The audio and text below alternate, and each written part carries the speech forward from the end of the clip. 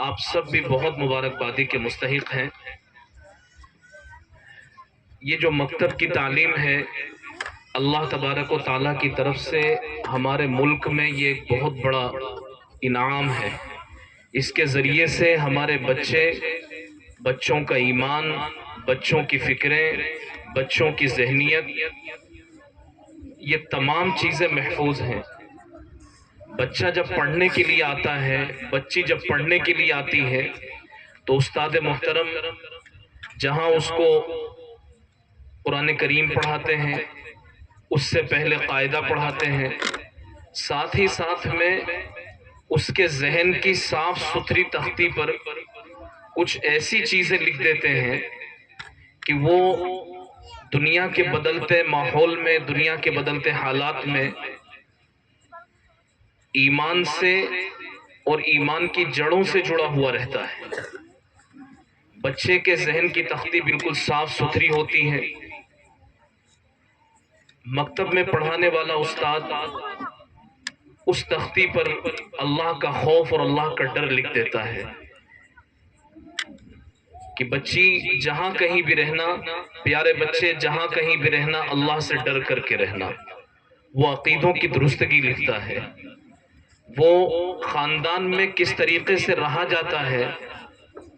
وہ معاشرت کے حقوق ذہن پر لکھتا ہے۔ لکھنے کا مطلب یہ ہے کہ وہ بچوں کو بٹھا بٹھا کر کے سمجھاتا ہے کہ ماں کا ادب کیسے کرنا ہے، باپ کا ادب کیسے کرنا ہے، گھر میں بڑے بوڑھے ہوں تو ان کی خدمت کیسے کی جاتی ہے، اور تم کچھ بھی کرو اللہ تمہیں ہر وقت، ہر لمحے، ہر جگہ دیکھ رہا ہے، تمہارے عقیدے کیسے ہونے چاہیے۔ یہ استاد شخصیت سازی کرتا ہے اور پڑھانے کے ساتھ ساتھ میں اس کو ایک ایسا ماحول دیتا ہے کہ وہ بچہ جہاں کہیں رہے اپنے ایمان کی سلامتی اور ایمان کی حفاظت کے ساتھ میں رہتا ہے۔ یہ جب تربیت ہوتی رہتی ہے تو اس تربیت کا کتنا اثر پڑتا ہے، دو چھوٹے چھوٹے سے واقعے میں آپ کے سامنے پیش کرتا ہوں۔ یہ جیسے ہمارا ملک ہے، یہاں 950 سال، 800 سال، 900 سال مسلمانوں نے حکومت کی، ایسے ہی ایک ملک اور گزرا ہے۔ آج کل کی زبان میں اس کو اسپین کہا جاتا ہے اور قدیم زبان میں اس کو اندلس کہا جاتا تھا۔ اندلس مسلمانوں کی حکومت قائم تھی، وہاں پر بڑے بڑے مدرسے تھے اور علماء تھے، عالمات تھیں، مردوں میں بھی بڑے بڑے عالم ہوتے تھے، عورتوں میں بھی بڑی بڑی عالمہ اور فقیہہ ہوا کرتی تھیں، اور دینی بڑا کام اس علاقے سے، اس ملک سے ہوا۔ لیکن اچانک ایسا ہوا کہ کچھ فرقہ پرست طاقتوں نے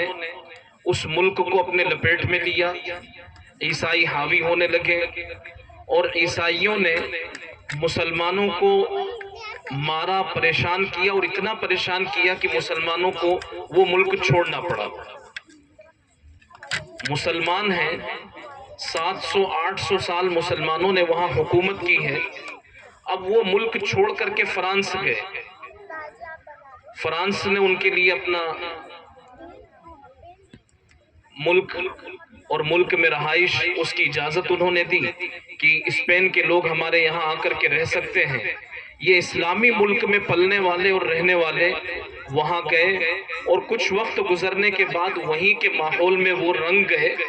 حتیٰ کہ خنزیر کھانے تک پر بھی وہ راضی ہو گئے۔ صرف مسلمانوں جیسے ان کے نام ہوتے تھے اور کچھ نہیں ہوتا تھا۔ دوسرا ملک انگلینڈ، جہاں صرف عیسائی رہتے ہیں، کرسچن، اور یہودیوں کی بھی بڑی تعداد، لیکن وہاں ہمارے ملک سے بہت سے لوگ جا جا کر کے آباد ہوئے، ہندوستان سے، خاص طور سے گجرات کے مسلمان وہاں پہنچے، پڑوس ملک کے مسلمان وہاں پہنچے۔ اب وہاں جا کر کے جب انہوں نے تجارت کی تو تجارت کے ساتھ ساتھ میں جگہ جگہ مکاتب قائم کی، مسجدیں قائم کی۔ اب ہونے یہ لگا کہ وہ ملک جہاں اصلاً عیسائی رہا کرتے تھے اور کچھ یہودی بھی رہتے تھے، مسلمان اس ملک میں نہیں تھے، مسلمان باہر سے جا کر کے وہاں رہے، لیکن انہوں نے مکتب قائم کی اور مکاتب کا جال بچھایا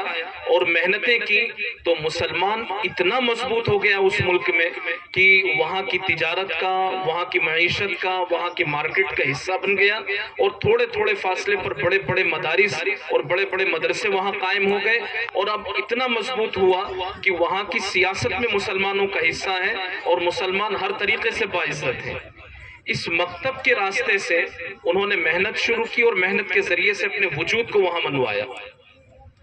اندلس جیسا ملک کہ جہاں یہ مکاتب کی محنت بعد میں چل کر کے بند ہو گئی تھی، پرانے لوگوں نے بڑی بڑی محنتیں کی تھی، تو اسلامی ملک سے اٹھ کر کے دوسری جگہ گئے اور سب کے سب مسلمان تھے، لیکن چونکہ ذہن بنا ہوا نہیں تھا، جیسا کہ میں بھی آپ سے عرض کر رہا تھا کہ مکتب میں جب بچہ پڑھنے کے لیے آتا ہے تو استاد اس کا ذہن بناتا ہے،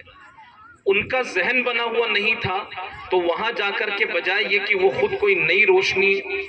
قائم کرتے، نیا ماحول بناتے، نئی فضا ہموار کرتے، وہ وہیں کے ماحول سے متاثر ہوئے، اور ماحول سے متاثر ہونے کے بعد صرف مسلمان نام کے باقی رہ گئے اور خنزیر تک کھانے پر وہ راضی ہو گئے۔ تو یہ جو مکاتب کی محنت ہے، عربی کا ایک مشہور مقولہ ہے شجیرۃ الیوم شجرۃ الغد، کہ آج کا جو ننھا سا پودا ہے یہ کل کا تناور درخت بنے گا۔ اس ننھے سے پودے کی اگر صحیح طریقے سے رکھوالی کرنی جاتی ہے اور جب وہ تناور درخت بنتا ہے تو اس کی گھنی چھاؤں ہوتی ہے اور اس کی چھاؤں میں کئی لوگ آرام